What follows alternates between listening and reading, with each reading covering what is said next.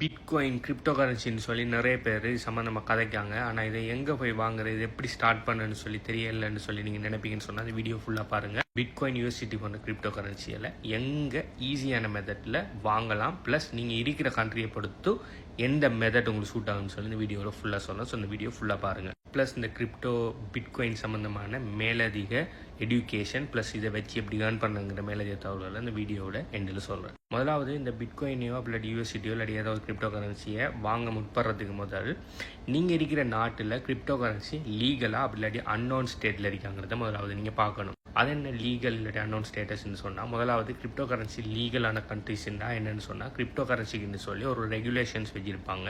அதுக்குன்னு சொல்லி set of ரூல்ஸ்கள் இருக்கும். ப்ளஸ் நீங்கள் வச்சிருக்கிற கிரிப்டோ நீங்கள் எடுக்கிற ப்ராஃபிட்டுக்கெல்லாம் டெக்ஸ் கட்டுற மாதிரி அதை ஒரு லீகலாக எல்லா விஷயத்தையுமே செஞ்சுருப்பாங்க. இப்படியான நாடுகளுக்கு உதாரணம் பார்த்தீங்கன்னு சொன்னால் யூஎஸ், கனடா, இந்தியா, இந்த நாடுகள் எல்லாம் பார்த்தீங்கன்னு சொன்னால் கிரிப்டோ கரன்சிக்கு ரெகுலேஷன் இருக்குது. ஸோ ரெகுலேட் பண்ணியிருக்காங்க. ப்ளஸ் கிரிப்டோ கரன்சி நீங்கள் வச்சிருக்கலாம், பாவிக்கலாம், எல்லாமே லீகல். இப்படியான கிரிப்டோ கரன்சி லீகலாக இருக்கிற நாடுகளில் நீங்கள் இருப்பீங்கன்னு சொன்னால் உங்களுக்கு கிரிப்டோ கரன்சியை வாங்குறதுக்கு அந்த கண்ட்ரியோட கவர்மெண்ட்ஸ் ப்ளஸ் பேங்க்ஸுகள் எதை சஜஸ்ட் பண்ணுவாங்கன்னு சொன்னால் இந்த இருக்கிற 3 மெத்தட்டையும் சஜஸ்ட் பண்ணுவாங்க. முதலாவது என்னென்னு பார்த்தீங்கன்னு சொன்னால், உங்களோட பேங்க் கிரெடிட் கார்ட்ஸ் அப்படி டெபிட் கார்ட்ஸ் எல்லாம் கொடுத்து இன்டர்நேஷ்னல் எக்ஸ்சேஞ்சில் அப்படி இல்லாட்டி உங்களோட அந்த நாட்டில் இருக்கிற லோக்கல் எக்ஸ்சேஞ்சில் நீங்கள் இதை கொடுத்து ஒரு சின்ன ஃபீஸ் ஒன்று எடுத்துக்கிட்டு உங்களுக்கு அதில் பெருமதியான பிட்காயினையோ கிரிப்டோவையோ யூஎஸ்டியோ ஏதோ ஒன்று உங்களுக்கு தருவாங்க. அப்படி இல்லைன்னு சொன்னால் நீங்கள் பேங்க் ட்ரான்ஸ்ஃபர் அந்த மாதிரி இப்போ கனடாவில் பார்த்தீங்கன்னு சொன்னால் இன்ட்ராக்ட் ட்ரான்ஸ்ஃபர்ன்ற ஒரு விஷயம் ஒன்று இருக்குது. அது பார்த்தீங்கன்னு சொன்னால் லைக் மணி ட்ரான்ஸ்ஃபர் பண்ணுறதுக்கு, அதாவது பேங்குகளுக்கு கூடாக மணி ட்ரான்ஸ்ஃபர் பண்ணுற ஒரு சிஸ்டம் உண்டு. ஸோ அதில் இமெயில் அட்ரஸை கொடுத்தா மணியை ட்ரான்ஸ்ஃபர் பண்ணுறேன். ஸோ என் இமெயில் அட்ரஸை நான் ஒரு ஆள் கொடுத்தேன்னா அவர் இன்ட்ராக்ட் ட்ரான்ஸ்ஃபருக்குள்ளே என்ன இமெயிலில் போட்டு அவர் ட்ரான்ஸ்ஃபர் பண்ணணுன்னா என் இமெயில் எந்த பேங்க் அசோசியேட் ஆகிருக்கோ அதுக்கு என்ன பணம் வந்து சேரும். ஸோ இங்கே கனடாவில் பார்த்தீங்கன்னு சொன்னால் சில லோக்கல் எக்ஸ்சேஞ்சில் ப்ளஸ் இன்டர்நேஷ்னல் எக்ஸ்சேஞ்சில் பார்த்தீங்கன்னா நீங்கள் இன்ட்ராக்ட் ட்ரான்ஸ்ஃபர் பண்ணுறது மூலம் நீங்கள் பிட்காயினை வாங்கிக்கொள்ளலாம். அதாவது பிட்காயினோ கிரிப்டோ எது வேணாலும் வாங்கிக்கொள்ளலாம். நீங்கள் அந்த லோக்கல் எக்ஸ்சேஞ்சில் போய் இன்ட்ராக்ட் ட்ரான்ஸ்ஃபர் நீங்கள் இவ்வளோ பெருமதியான யூஎஸ்டிடி வாங்கணும்னா அந்த யூஎஸ்டிடிக்கு எவ்வளோ பெருமதியான கெனடியன் டாலர் அனுப்பணும்னு சொல்லுவாங்க. அதுக்குரிய இமெயில் அட்ரஸ் தருவாங்க. அந்த இமெயில் அட்ரஸுக்கு நீங்கள் அந்த பணத்தை அனுப்பிக்கணும்னா உங்களுக்கு அவங்க கிரிப்டோவை உங்களோட அந்த பர்டிகுலர் எக்ஸ்சேஞ்சுக்கு அனுப்பிடுவாங்க. அதுக்கப்புறம் அதை வச்சு நீங்கள் ட்ரேட் பண்ணலாம். அப்படி உங்களை ஹாஃப் டே வாலெட்டுக்கு எடுத்து போகலாம், இல்லாட்டி ஃபார்ம் பண்ணலாம், பொட்டில் போடலாம், என்ன வேணாலும் நீங்கள் செய்யலாம். 3வது மெத்தட் பார்த்தீங்கன்னு சொன்னால் பிட்காயின் ஏடிஎம்ஸ்ன்னு சொல்லி இப்போ கனடாவில் நிறைய பிட்காயின் ஏடிஎம்ஸ் நிறைய க்ரோசரி ஸ்டோர்ஸில் இருக்கும், மால்ஸில் இருக்கும், கன்வீனியன்ஸ் ஸ்டோரில் இருக்கும். இப்படி நிறைய இடத்துல பிட்காயின் ஏடிஎம்ஸ் இருக்கும். நம்மளோட நார்மலாக நம்ம கேஷ் ஏடிஎம் மாதிரி பிட்காயின் ஏடிஎம் இருக்கும். அதுக்கு நான் ஆல்ரெடி ஒரு வீடியோவும் செஞ்சுருக்கேன். பிட்காயின் ஏடிஎம் எப்படி இருக்குன்னு சொல்லி பாருங்கன்னு சொல்லி ஆல்ரெடி ஒரு வீடியோ செஞ்சுருக்கேன். லைக் 2 இயர்ஸுக்கு முதல்ல செஞ்ச வீடியோ அது. நீங்கள் உங்களோட பிட்காயின் ஏடிஎத்துக்கு போய் ஓகே நீங்கள் என்ன பண்ணலாம்னு சொன்னால், உங்கள்கிட்ட பிட்காயின் இருக்குன்னு சொன்னால் உங்களோட வாலெட்டில் உங்களோட பிட்காயின் அந்த ஏடிஎத்துக்குள்ளே ட்ரான்ஸ்ஃபர் பண்ணிவிட்டு லோக்கல் கேஷ் எடுத்துக்கொள்ளலாம். நம்ம கனடாவில் கெனடியன் டாலர் எடுத்துக்கொள்ளலாம். அப்படி இல்லாட்டி உங்கள்கிட்ட கெனடியன் டாலர் இருக்குன்னா அதை பிட்காயின் ஏடிஎத்துக்குள்ளே ஃபீட் பண்ணிவிட்டு நீங்கள் உங்களோட வாலெட்டுக்கு பிட்காயின் ஏடிஎத்தில் வாலெட்டிலேருந்து கிரிப்டோவை ட்ரான்ஸ்ஃபர் பண்ணி எடுத்துக்கொள்ளலாம். அப்படி இல்லைன்னு சொன்னால் உங்களோட இன்ட்ராக்ட் ட்ரான்ஸ்ஃபர் மூலம் உங்களோட இதில் பேங்க்கில் இருந்து அந்த பிட்காயின் ஏடிஎத்தில் இன்ட்ராக்ட் ட்ரான்ஸ்ஃபர் அந்த இமெயிலுக்கு நீங்கள் ஃபண்ட் அனுப்பிட்டு அங்கேருந்து பிட்காயினை வாங்கிக்கொள்ளலாம். எப்படி நார்மலாக ஒரு கேஷ் ஏடிஎம்மில் நீங்கள் கேஷையும் டிபாசிட் பண்ணலாம், ப்ளஸ் கேஷை விட்ரோலும் பண்ணலாங்கிற மாதிரி பிட்காயின் ஏடிஎம்மில் நீங்கள் பிட்காயினை டிபாசிட்டும் பண்ணலாம், பிட்காயினை விட்ரோலும் பண்ணலாம். அதாவது டிபாசிட் பண்ணுறேன்னு சொன்னால் லைக் கொடுத்துட்டு லோக்கல் கேஷாக மாற்றி எடுக்கலாம், லோக்கல் கேஷை கொடுத்துட்டு பிட்காயினை மாற்றி எடுக்கலாம். ஆனால் நீங்கள் கிரிப்டோ லீகலைஸ்டாக இருக்கிற கண்ட்ரியில் நீங்கள் இந்த 3 மெத்தடில் நீங்கள் பிட்காயினையோ கிரிப்டோவையோ வாங்கக்குள்ள அந்தந்த கண்ட்ரியில் இருக்கிற கிரிப்டோ கரன்சி டெக்ஸ் ரூலுக்கு ஏற்ற மாதிரி உங்களுக்கு டெக்ஸ் போடுவாடும். உதாரணத்துக்கு நீங்கள் வச்சுருக்க கிரிப்டோவில் நீங்கள் எடுக்கிற லாபத்துக்கு 30% டெக்ஸ்ன்னு சொல்லுவாங்கன்னு சொன்னால், நீங்கள் இதில் வாங்குகிற ஒவ்வொரு மீடியத்துலேயும் நீங்கள் எவ்வளோக்கு வாங்குறீங்க, எவ்வளோக்கு விற்கிங்கிறத கடைசியாக நீங்கள் டெக்ஸ்ட் இயரில் டெக்ஸ் கால்குலேட் பண்ணக்குள்ளே எல்லாத்தையுமே டாக்குமெண்ட்டாக கொடுத்து அவங்க அதை கால்குலேட் பண்ணி உங்களுக்கு எவ்வளோ டெக்ஸ் போடணும்னு சொல்லி டெக்ஸை போடுவாங்க.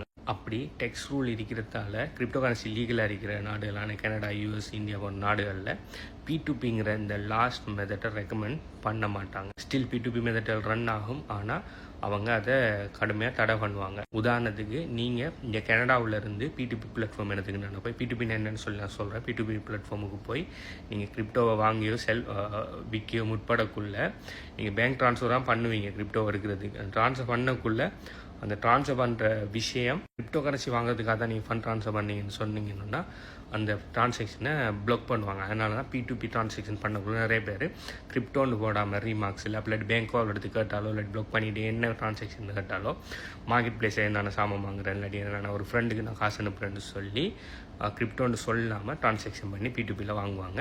ஸோ இப்படி P2Pயில் வாங்குறதே நான் ரெக்கமெண்ட் பண்ண மாட்டேன். ஆனால் லைக் கிரிப்டோ கரன்சி லீகலைஸ்டான இந்த மாதிரி கனடா யூஸ் பண்ண நாடுகள்லையும் P2P ரன் ஆகும். என்ன காரணத்துக்குன்னு சொன்னால் அந்த டெக்ஸ்ட்லேருந்து தப்பிக்கிறதுக்காக நிறைய பேர் P2Pயில் வாங்க வேண்டாம்.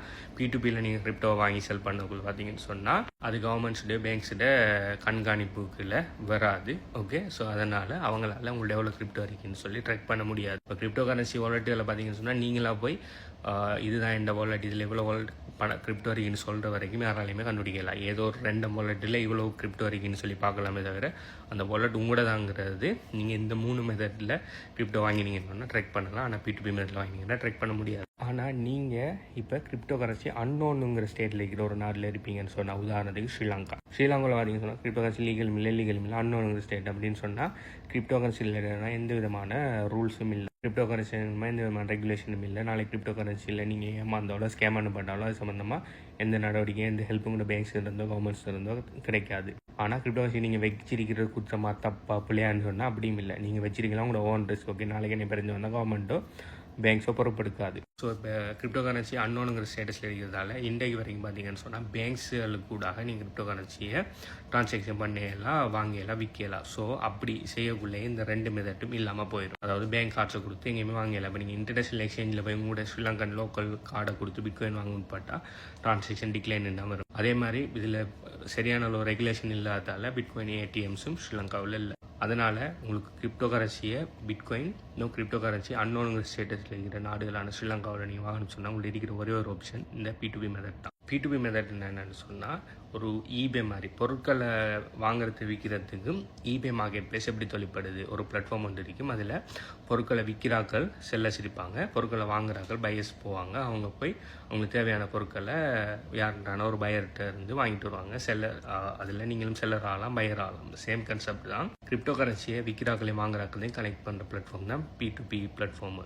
இந்த பிளாட்ஃபார்மில் பார்த்தீங்கன்னு சொன்னால் நிறைய பேர் கிரிப்டோ கரன்சி அவங்களுக்கு பை ஆர்டர்ஸும் போட்டிருப்பாங்க, செல் ஆர்டர்ஸும் போட்டிருப்பாங்க. அதாவது உங்கள்கிட்ட இருந்து நாங்கள் கிரிப்டோ கரன்சியை வாங்குறோம்னு சொல்லி செல்லர்ஸ் போட்டிருப்பாங்க, பையர்ஸ் போட்டிருப்பாங்க. அதே மாதிரி உங்களுக்கு கிரிப்டோ கரன்சியை நாங்கள் விற்கோம்னு சொல்லி செல்லர்ஸ் ஆர்டர்ஸும் போட்டிருப்பாங்க. இதில் நீங்கள் போய் யார் நல்ல ரேட்டுக்கு தராங்க, யாருக்கு நல்ல ரேட்டிங்ஸ் இருக்குது, நல்ல ரிவ்யூஸ் இருக்குது, அடுத்தது என்ன பேமெண்ட் மெத்தட் அவங்க எடுக்காங்க, பேங்க் ட்ரான்ஸ்ஃபர் எடுக்காங்களா, இல்லாட்டி கிஃப்ட் கார்டுகள் மாதிரி எடுக்காங்களா, அப்படி இல்லாட்டி பேப்பர் இல்லாட்டி ஸ்க்ரில் மணி அப்படியான விஷயங்கள் எடுக்காங்களா, அப்படி இல்லாட்டி ஈஸி கேஸ் போன்ற விஷயங்கள் எடுக்காங்களா, அடுத்தது இவ்வளோ காலமும் என்ன மாதிரி ரேட் செஞ்சுருக்காங்க, அவங்க என்ன ரேங்கில் இருக்காங்கன்னு சொல்லி இந்த விஷயமெல்லாம் பார்த்து கருத்தி கொண்டு நீங்கள் அவங்கள கிரிப்டோவை வாங்கலாம். அப்படி இல்லாட்டி உங்களுடைய கிரிப்டோவை நீங்கள் விற்றுக்கொள்ளலாம். இப்படி நீங்கள் கிரிப்டோ P2P மெத்தடில் நீங்கள் வாங்கக்குள்ள விற்கக்குள்ள பார்த்தீங்கன்னு சொன்னால் அந்த ட்ரேடர்ஸ் உங்களோட டிஸ்கிரிப்ஷனில் பிட்காயின் கிரிப்டோ யூஎஸ்ஏன்னு எந்த விதமான விஷயத்தையும் மென்ஷன் பண்ண வேணாம்னு சொல்லுவாங்க. அதுக்கு பதிலாக உங்களோட பேரையோ அப்படி இல்லாட்டி சும்மா என்னென்ன பிஸ்னஸ் உண்டு இல்லாட்டி பார்ட்ஸ் வாங்குறோம்னு சொல்லி என்னென்ன போட சொல்லுவாங்க. சேம் கான்செப்ட் தான். ஏன்டா ஸ்ரீலங்காவில் இல்லாட்டி இந்த மாதிரியான நாடுகளில் கிரிப்டோ கரன்சி அன்னோன் ஸ்டேட்டஸில் இருக்கிறதால பேங்க்ஸ் பார்த்தீங்கன்னு சொன்னால் இந்த கிரிப்டோ கரன்சியல் டிரான்சாக்ஷன் பண்ணுறது அவங்க அப்ரூவ் பண்ண மாட்டாங்க. அதாவது வச்சிருக்கிற தடை இல்லை, ஆனால் நீங்கள் எங்கிட்ட பேங்க் ஃபண்ட் ட்ரான்ஸ்ஃபர் கொடுத்து வாங்காதீங்க இந்த மாதிரி தான் அவங்களோட கன்செப்ட். ஆனால் அதுக்காக ஆனால் நீங்கள் ஒரு P2Pயில் ஒரு ட்ரேட் ஓப்பன் பண்ணிவிட்டு ஒரு நபர் அவரை பேங்க் டீட்டெயில்ஸை வாங்கி நீங்கள் பணம் அனுப்புறீங்க.